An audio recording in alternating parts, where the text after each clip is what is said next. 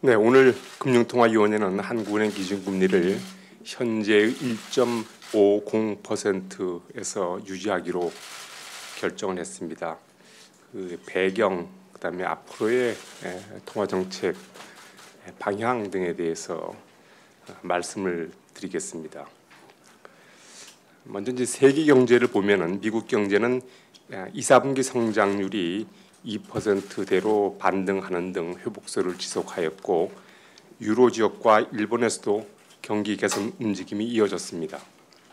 그러나 중국의 경우에는 증시 불안, 또 위안화 환율 변동 등으로 경기의 불확실성이 높아졌습니다. 국제금융시장에서는 미 연준의 정책 금리 인상 기대 그리고 중국 위안화 절하 등의 영향으로 주가와 금리 등 주요 가격 변수의 변동성이 확대되었습니다. 신흥시장구에서는 특히 국제 원자재 가격 하락이 지속되면서 원자재 수출국을 중심으로 주가가 하락하고 통화 가치가 절하되었습니다.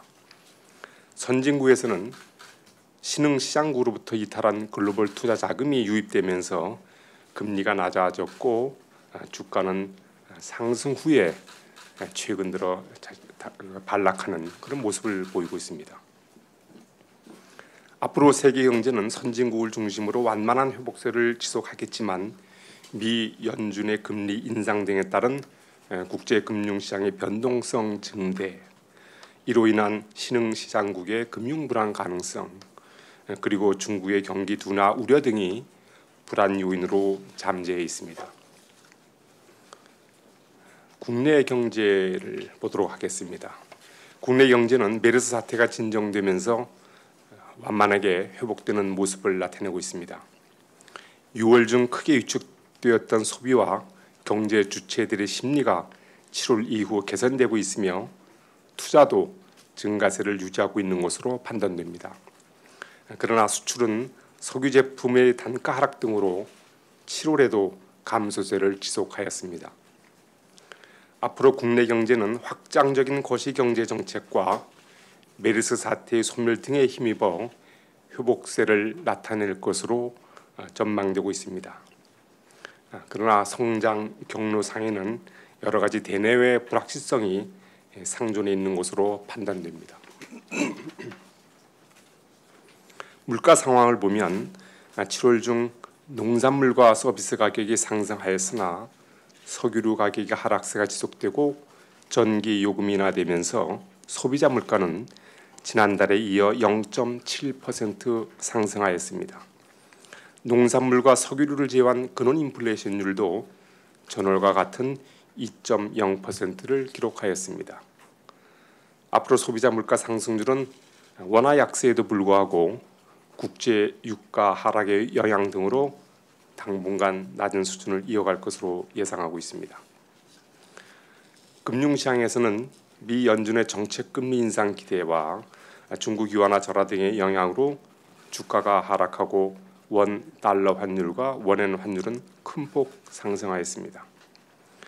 장기 시장 금리는 주요국 금리의 움직임 등을 반영하여 하락하였으며 은행 가계대출은 주택담보대출을 중심으로 예년 수준을 크게 상회하는 증가세를 지속하였습니다.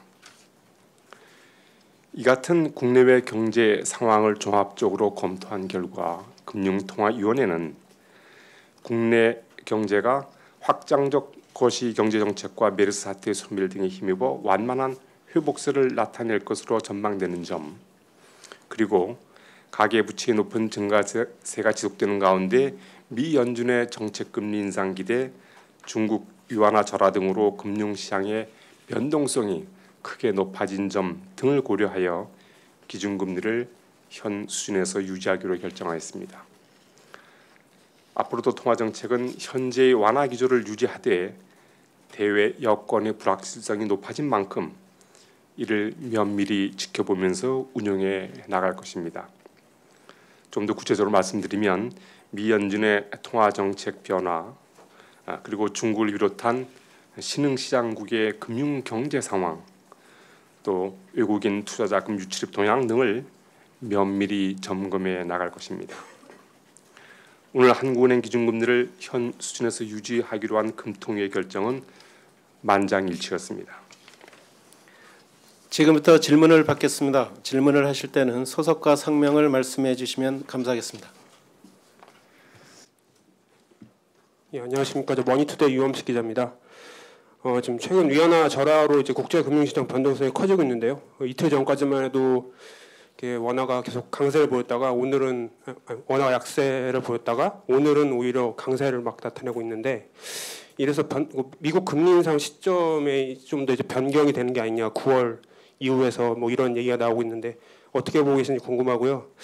또 이제 국내 성장 관련해서 이제 내년에 더 이상 이제 3% 성장이 3.3% 예상하셨는데 이것도 이제 추경 고려하면 이제 사실상 2%대다. 이제 2%의 저성장 시기가 좀 고착화된 거 아니냐 이런 지적들이 계속 나오고 있는데요. 여기에 대해서 어떻게 생각하시는지 궁금하고 이제 하반기 국내 경제에서 이제 가장 큰 리스크 요인은 무엇인지 어떻게 보고 계신지 궁금합니다.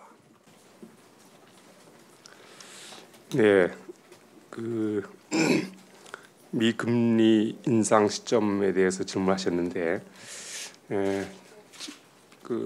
미 연준이 연초부터 연내 이제 금리 인상을 이렇게 여러 차례 시사한 적이 있습니다. 특히 최근에 7월 중에 FOMC 의결문을 보면 연내 인상 가능성이 큰 것으로 또 그렇게 해석이 되고 있습니다.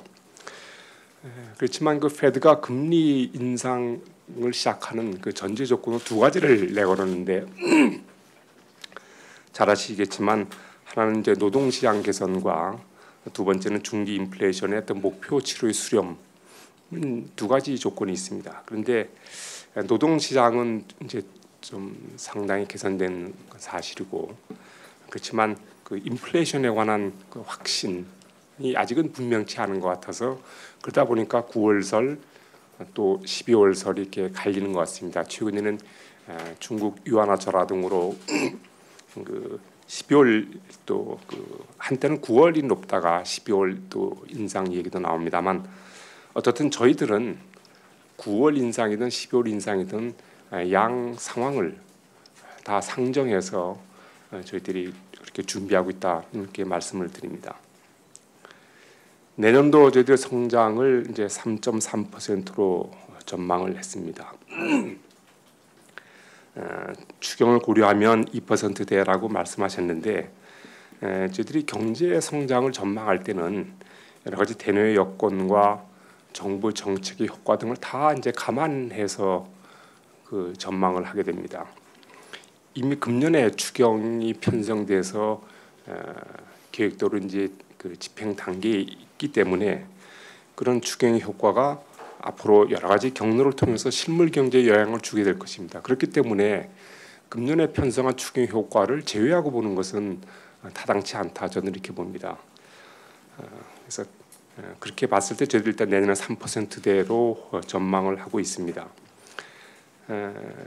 물론 저희들이 경제 규모가 커지고 그다음에 성숙도가 높아질수록 잠재 성장률이 추세적으로 낮아지는 것은 일반적인 현상입니다만 저희들이 현 여건에서 봤을 때 적어도 중장기적인 관점에서 보면 저희들 잠재 성장률은 여전히 3%대로 예상을 하고 있기 때문에 2%대 저성장이 하나의 고착화되는 거 아니냐고 하는 그런 거에 대해서는 저희들이 일단은 그렇게 좀 뭐라고 할까요? 우리 경제를 이렇게 어떻게 보지 않는다 이렇게 말씀을 드립니다. 저희들이 그렇기 때문에 저희들이 2%대 어떤 성장세가 좀 자리 잡도록 하지 않기 위해서는 그렇게 우리 경제 체질을 높이기 위한 구제 계획이 중요하다는 점을 저희들이 늘 강조를 하고 있습니다. 하반기에 우리 경제 리스크는 저희들이 뭐 대내 대외 리스크가 다 있겠습니다만은 대외 리스크가 현재로서는 훨씬 큰 것으로 보고 있습니다. 한 세 가지로 만약 정리를 한다면 국제 금융 시장의 이제 변동성 증대, 그다음에 유가 하락 등에 따라서 그 원자재 수출국과 또 여러 가지 경제 여건이 부실한 일부 취약 신흥국의 금융 경기 불안 우려, 그다음에 중국의 경기 불확실성 등이 우리 경제가 안고 있는 가장 큰 리스크로 저희들은 생각을 하고 있습니다. 네, 다음 질문 받겠습니다. 로이터 통신의 김세미 기자입니다. 이번 주에 일어난 중국의 위안화 평가절하에 대한 총재님의 견해가 굉장히 궁금하고요. 그다음에 이 상황에서 한국은 수출 경쟁력 강화랑 그다음에 자본 유출 우려 둘 중에 어디에 초점을 둬야 하는지 좀 말씀해 주시면 좋겠고요. 그다음에 이머징 통화 흐름 속에 원화 같이 가는 모습을 지금 보이고 있는데 이 반응 속도는 지금까지 괜찮은지, 그리고 이런 흐름 속에 원달러 환율이 경제에 미칠 영향 좀 설명해 주시면 감사하겠습니다. 네, 중국의 조치는 중국 인민은행이 밝힌 대로 시장 환율과 기준 환율 간의 괴리 확대를 시정해서 환율이 시장 친화적으로 결정하도록 하기 위한 것으로 일단 알려지고 있습니다. 다시 말씀드리면 종전에는 기준 환율이 시장 환율을 유도했다고 한다면 새로운 방식 하에서는 시장의 환율이 기준 환율에 영향을 주는 그런 방식으로 이제 바뀐 것입니다. 저희들이 그렇게 어떤 경제적 영향이 큰 중국이 환율 산정 방식을 바꾸다 보니까 우리나라를 비롯한 여러 가지 나라의 통화 가치가 큰 폭으로 조정을 이제 겪게 되었습니다. 이 과정에서 이제 예를 들면은 여러 가지 영향을 이제 미칠 수가 있습니다. 지금 말씀하신 대로 수출 경쟁력이라든가 자본 유출 측면에서 영향을 나타내겠지만 이 영향은 상당히 복합적입니다. 그래서 지금 저희들이 어느 것이 더 이렇게 중하게 보고 있다 이렇게 말씀드릴 수는 없고 앞으로의 위안화 환율이 어떻게 진전되느냐 그에 따라서 수출 그다음에 저희들이 자본 흐름에 어떤 영향을 줄지를 앞으로의 환율을 도양을 지켜보면서 저희들이 판단할 계획으로 있습니다. 그다음에 저희들이 원화 환율의 좀 속도를 말씀을 하셨는데 기본적으로 이제 환율은 시장에서 어떤 외환의 수급 그리고 그 나라의 기초 경제 여건을 반영해서 결정되는 것이라고 저들은 보고 있습니다. 원화 환율도 그런 흐름에 따라서 결정되었다고 이렇게 판단하고 있고, 다만 저희들이 환율의 변동 폭이라든가 변동 속도가 쏠림 현상 등으로 인해서 과도하다고 판단할 경우에는 그것은 바람직하지 않기 때문에 그런 면에서 저희들이 좀 유의 깊게 지켜보고 있다 이렇게 말씀을 드립니다. 다음 질문 하시기 바랍니다. 월스트리트저널 신문사의 전관우 기자입니다. 미국 연준의 총재님께서 말씀하신 대로 미국 연준의 금리 인상 시기가 다가오고 있습니다.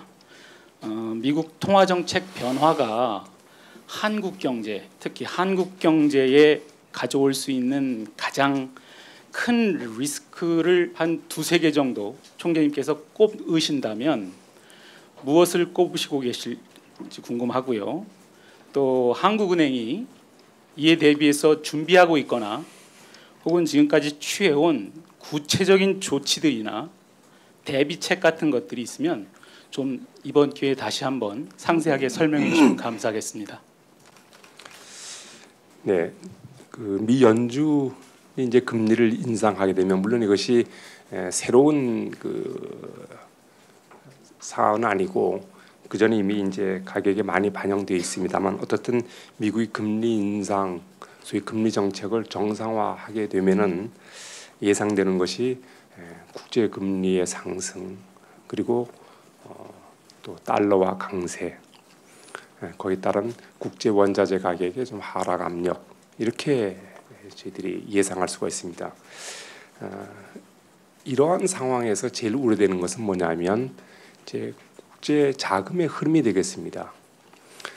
국제 금리가 오르고 달러가 강세되면 신흥국에서의 그 자금이 선진국 쪽으로 유입되는 그런 움직임을 예상할 수 있습니다. 그래서 당연히 저희들이 그런 상황에서 우려하는 것은 국내에 들어와 있는 외국인 투자 자금의 흐름, 유출 가능성이 어떻게 보면 가장 저희들이 우려하는 이제 바입니다. 그렇지만은 저희들이 지금 현재 미 금리 인상이 시작되더라도 그 인상 속도가 좀 상당히 완만할 것이라고 하는 예상되고 있고, 그다음에 우리나라의 어떤 기초 경제 여건이라든가 묘한 건전성이 상당히 양호하기 때문에 다른 그 신흥국하고의 차별화는 분명히 있을 것으로 보고 있습니다. 그래서 미 페드가 금리를 인상하더라도 외국인 증권 자금의 유출은 좀 제한적이지 않겠는가 저는 그렇게 예상을 하고 있습니다.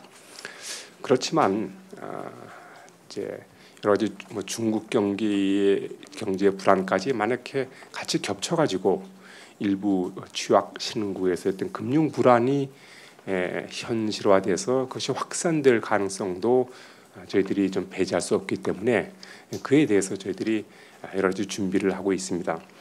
저희들이 전 기자님 말씀하신 대로 저희들이 상세하게 저희들이 여기서 밝힐 수는 없습니다만은 저희들이 이런 그 국제 금융시장의 변동성에 따른 그 발생 가능한 상황을 저희들이 한 몇 가지로 저희들이 상정을 해놓고 있습니다. 그래서 소위 그 시나리오별로 국내 경제의 파급 경로를 저희들이 또 이렇게 분석을 해가지고 거기에 맞는 저희들이 그 일종의 그 대비책이라고 합니까?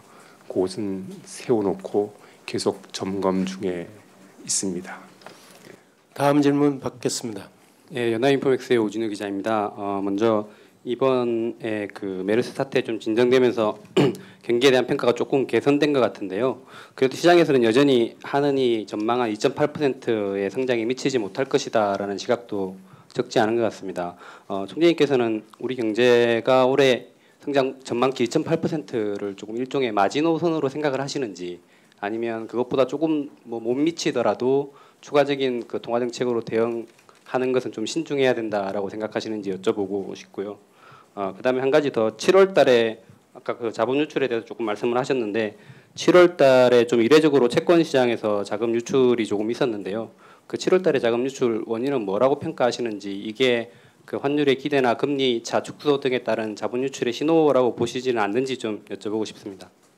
그리고 마지막으로 한 가지 더, 그 정의수 기재위원장께서 고용 안정을 통화 정책의 목표로 포함시켜야 된다라는 개정안을 발의를 하셨는데요. 그 부분에 대해서는 총재님 의견은 어떠신지 여쭤보고 싶습니다. 네, 저희들이 7월달에 경제 전망을 내놓고 한 달이 지났습니다. 그 이후에 여러 가지 경제 또 그 지표들을 보고 저희들이 또 모니터링한 결과를 종합해 보면 7월달 내다본 그런 전망 경로가 그대로 좀 그 부합하는 그런 흐름을 보이고 있다. 저는 그렇게 판단하고 있습니다. 2.8%라고 하는 그 전망치는 어떤 목표치가 아닙니다. 그것은 우리 경제를 둘러싸고 있는 어떤 대내외 여건을 종합적으로 봤을 때 우리 경제가 이렇게 성장할 거다고 하는 전망치이기 때문에 여기에 맞춰서 그 금리 정책을 운영할 수는 없다 이렇게 보고 있습니다. 네, 7월달에 주식 자금 그다음에 채권 투자 자금이 상당폭 이제 줄어들었습니다. 그것은 그 미 금리 인상 기대에 따라서 그 거기에 따른 달러 강세 그리고 또 원화 약세에 대한 기대 이런 것을 이렇게 반영한 결과로 보여집니다. 저희들이 근데 그 채권 자금 중에 일부는 그 좀 경제 여건이 안 좋은 일부 그 신흥국의 자금이 좀 나간 측면이 있습니다. 그래서 채권 자금이 나간 것을 우리나라 자본 유출하는 신호탄으로 볼 수는 없고요. 하여튼 그런 특이 사항이 상당 수준 작용한 결과라고 이렇게 해석하시면 되겠습니다. 네, 지금 그 한국은행의 목적 조항에 고용 안정을 이렇게 추가하는 그런 개정안이 이제 발의된 것으로 알고 있습니다. 이는 그만큼 이제 글로벌 금융 위기 이후에 중앙은행에 대한 거는 그 기대와 요구가 커지고 있음을 반영하는 것이라고 저는 그렇게 이해를 하고 있습니다. 그렇지만은 이제 기존의 그 목표인 물가 안정과 금융 안정에 더해서 고용 안정을 이제 추가할 경우에는 여러 가지 그 목표 간의 상충 문제, 그다음에 현재 중앙한국은행이 보유하고 있는 정책 수단이 상당히 그 제한되어 있다는 점 등의 그런 그 좀 한계가 있기 때문에 이 문제는 앞으로 세밀한 검토와 폭넓은 어떤 논의가 필요할 것으로 생각을 하고 있습니다. 다음 질문 받겠습니다. 안녕하세요. 블룸버그 이지연입니다. 그 지난 8월에 처음으로 금리 내리시고 이제 1년이 지났는데요. 그 지난 금리 인하의 효과들이 그 총재님께서 예상하신 대로 경기를 좀 지지하는 효과가 있었는지, 그리고 의사록에도 나왔듯이 그 분기별 GDP 성장률이 YOY로는 계속 떨어졌는데요. 금리 인하에도 불구하고 왜 계속 성장률은 크게 뒷받침이 되지 못하고 있는지, 그리고 그렇다면 현재 추가 인하의 비용과 어떤 그 효과 중에서는 어떤 게 좀 더 크다고 보시는지 궁금합니다. 감사합니다. 예, 저희들이 작년 8월부터 금년 6월까지 저희들이 금리를 4차례에 걸쳐서 1% 포인트 저희들이 인하를 했습니다. 저희들은 그 금리 인하의 그 경기를 그 부양하는 효과는 분명히 있다고 저희들이 생각합니다. 좀 더 자세히 말씀드리면 이제 금리를 인하하게 되면 여러 가지 경로를 거쳐서 이제 실물 경제에 파급되게 되는데 가장 1차적인 경로로 할 수 있는 그 시장 금리, 그리고 은행의 대출 금리가 큰 폭 하락했고 그에 따라서 신용 공급이 이제 큰 폭으로 증가를 했습니다. 그래서 이러한 그 완화적인 그 금융 상황이 소비라든가 투자 등에 좀 상당한 그 긍정적 효과를 준 것으로 저희들은 생각하고 있습니다. 그렇지만은 저희들이 그 사이에 또 예기치 못한 충격이 있었습니다. 가장 최근에 이제 메르스 사태도 있었고, 그다음에 또 그 대외적으로도 여러 가지 그 예기치 못한 일이 이제 발생하면서 금리 인하의 효과를 어느 정도 조금 상쇄한 측면이 있다고 저희들은 보고 있습니다. 그리고 또 저희들이 그 어떤 구조적인 문제가 컸기 때문에 그것도 역시 금리 인하의 효과가 옛날만큼은 이렇게 그 저희들이 가시화되지 못한 측면은 있지만은 분명히 4차례 금리 인하 효과는 실물 경기를 회복하는데 긍정적 플러스 효과를 주었다고 저희들은 이렇게 분석을 하고 있습니다. 아까 추가 인하를 염두에 두고 비용과 효과를 말씀하셨는데 저희들은 그 아직 뭐라고 할까요? 여기에 대한 답변은 제가 안 드리는 게 나을 것 같은데, 그러니까 추가 인하를 저희들이 뭘 전제로 한 그런 말씀은 저 드리기 곤란하다는 걸 이해해 주시기 바랍니다. 네, 다음 질문 받겠습니다. 예, 안녕하세요. 뉴스핀 김남현입니다. 몇 가지 좀 질문 좀 드릴까 하는데요. 아까 그 질문도 나왔긴 했습니다만 올해 성장률 2.8% 전망하고 계시는데요. 오늘 나온 그 최근에 국내외 경제 동향의 종합 의견을 보면 국내 경기는 메르스 사태 진정, 추경 집행 등에 힘입어 개선되겠으나 속도는 완만할 것으로 예상한다라고 표현을 해주셨거든요. 근데 한국은행이 지금 전망하는 게 2.8% 달성을 위해서는 2분기가 전기비 0.3%였으니까 3분기, 4분기 각각 전기비로 하면 좋기 1.1% 내지 1.2%는 성장을 해야 2.8%가 달성될 것으로 보이는데 지금 속도는 완만할 것으로 예상하신다고 표현해놓고 또 총재님께서는 2.8% 성장 부합하고 있다라고 말씀하시는 게 좀 앞뒤가 안 맞는 것 같아서 이에 대해서 좀 부연 설명 좀 부탁드리고요. 물가 역시 보면 지금 국제유가가 뭐 WTI, 두바이유 다 할 것 없이 $50를 밑돌고 있습니다. 지난번 전망할 때 원유 도입 단가 전제치가 하반기 $65였는데 지금 뭐 전제치에 비해 상당히 하락하고 있거든요. 또 원자재, 곡물 가격도 하락세고 그 물가 전망도 올 뭐 0.9%, 하반기에는 1.2% 전망하셨는데 경제 성장률하고 물가 전망치 결국엔 하향 조정되는 게 아닌가 뭐 싶은데 이에 대해서 좀 답변 좀 부탁드리겠습니다. 그다음에 두 번째 질문은 그 석 달 만에 그 경제 주체들의 심리가 개선된다고 지금 통방 문구에 다시 개선이라는 표현이 언급됐는데요. 지난달에 정반대로 제가 질문을 드린 바가 있었습니다. 지난달에 심리도 위축이라는 말씀을 하셔서 그 위축의 의미가 뭐냐 그렇게 질문 드렸을 때 총재님께서 그냥 단지 현상을 설명한 것이다라고 답변을 해주셨는데 지금 경제 주체들의 심리는 개선이라고 표현하는 의미는 또 뭔지 좀 질문을 좀 드리겠습니다. 이것 또한 지금 현상을 단순히 설명하는 거라고 한다면 제가 생각하기에는 과거 통방문구가 어떤 시그널링, 커뮤니케이션 기능을 해왔다고 생각이 되는데요. 단순히 현상만을 이렇게 짚어주는 통방문구라면 그 어떤 시장과의 소통이나 뭐 이런 시그널링에 상당한 문제가 있는 게 아닌가 싶은데 이에 대해서도 같이 답변을 좀 부탁드리겠습니다. 그다음에 미국 금리 인상 9월이 될지 12월이 될지 잘 모르시겠다는 말씀은 좀 어쨌든 연내에 될 거라는 뉘앙스시긴 하셨는데 지난 아제르바이잔에서도 그 미국 금리 인상하더라도 우리가 금리 인하할 수 있다.